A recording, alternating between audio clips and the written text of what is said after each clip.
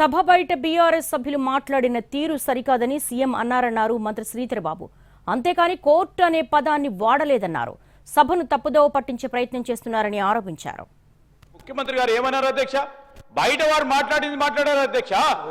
బయట వారు టీఆర్ఎస్ సంబంధించిన వారు మాట్లాడి బెదిరిస్తా ఉన్నారు, శాసనసభ్యులను బెదిరిస్తా ఉన్నారని మాట్లాడింది తప్ప తీర్పుకు సంబంధించి కానీ న్యాయస్థానంలో ఉన్న అంశం గురించి మాట్లాడలేదు అధ్యక్ష. న్యాయస్థానం పేరే తీయలేదు అధ్యక్ష. న్యాయస్థానం పేరే తీయలేదు. న్యాయస్థానానికి సంబంధించింది కాదు ఇది.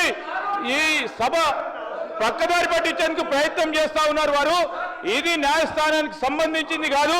అయినా కానీ ఉత్తమ్ కుమార్ రెడ్డి గారు పార్లమెంట్లో కొన్ని ప్రొసీజర్స్ పరంగా చెప్పారు, ప్రెసిడెంట్స్ పరంగా చెప్పారు. దయచేసి దాని ప్రక్కదారి పట్టించే కార్యక్రమం చేస్తూ రేపు న్యాయస్థానాన్ని సంబంధించి మీరే కించపరిచే విధంగా మాట్లాడడం సరికాదని కోరుతా ఉన్నాం అధ్యక్ష.